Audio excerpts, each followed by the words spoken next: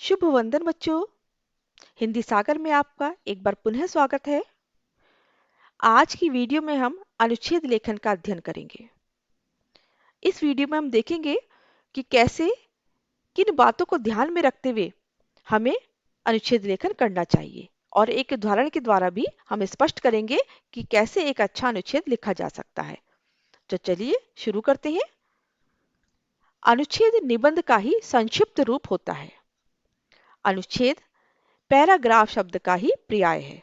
जिस प्रकार से हम इंग्लिश में एक पैराग्राफ लिखते हैं, उसी तरीके से हिंदी में अनुच्छेद लिखा जाता है।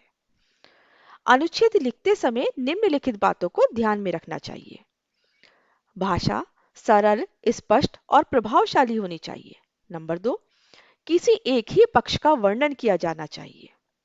नंबर 3, भूमिका और उपसंहार नहीं लिखा जाता है। निबंध में ये दोनों चीजें लिखी जाती हैं, भूमिका भी बनाई जाती है और उपसंहार भी लिखा जाता है, लेकिन अनुच्छेद में हम ये नहीं लिखते हैं। एक ही बात को बार बार नहीं दोहराया जाता है। अगर हम एक ही बात को बार बार दोहराएंगे, इस पर उसकी व्याख्या करेंगे, तो हमारा अनुच्छेद बहुत बड़ा हो जाएगा। इसलिए एक बात को, एक ही पंक्ति को बार बार नहीं दोहराना चाहिए। एक सामान्य अनुच्छेद आकार में 10 से 12 पंक्ति का अथवा 80 से 100 शब्दों का ही होता है। इससे ज्यादा बड़ा नहीं लिखेंगे। अनुच्छेद लिखने के लिए परीक्षा में 4 या 3 संकेत बिंदु दिए होते हैं। प्रत्येक बिंदु पर 2 या 3 पंक्ति लिखते हुए अपनी बात को पूर्ण कर लेना चाहिए।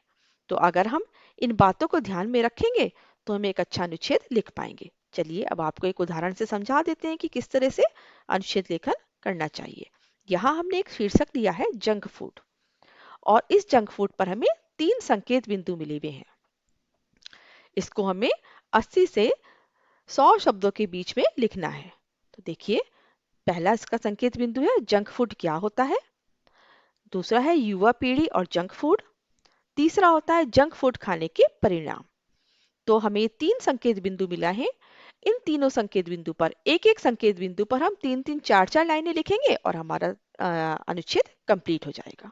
किस तरह से?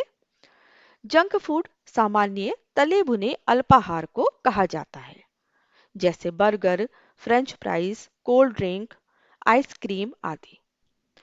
ये उच्च स्तर के वसा और शुगर वाले आहार होते हैं।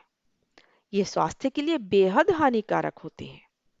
आधुनिक रहन सहन और दौड़ धूप से भरी जिंदगी में युवाओं के पास समय का अभाव है, और इसी अभाव के कारण उनका लगाव जंक फूड के प्रति बढ़ रहा है, क्योंकि ये कम समय में प्राप्त हो जाते हैं। आजकल युवा दूध, दही, मक्खन, खीर जैसे पौष्टिक खाने को पसंद नहीं करते हैं। जंक फूड देखने में आकर्षक और खाने में अत्यधिक स्वादिष्ट लगते हैं, अतः यह युवाओं को अपनी ओर आकर्षित करते हैं, और युवाओं को ही नहीं अपितु सभी को अपनी ओर, सभी को बड़े पसंद आते हैं। जंक फूड खाने में जितने स्वादिष्ट होते हैं, उतने ही स्वास्थ्य के लिए खतरनाक भी होते हैं। इनके सेवन से या इनके अधिक सेवन से हृदय संबंधी रोग, कैंसर, मोटापा, उच्च रक्तचाप, मानसिक रोग वे अन्य यकृत व गुर्दे संबंधी रोग हो जाते हैं।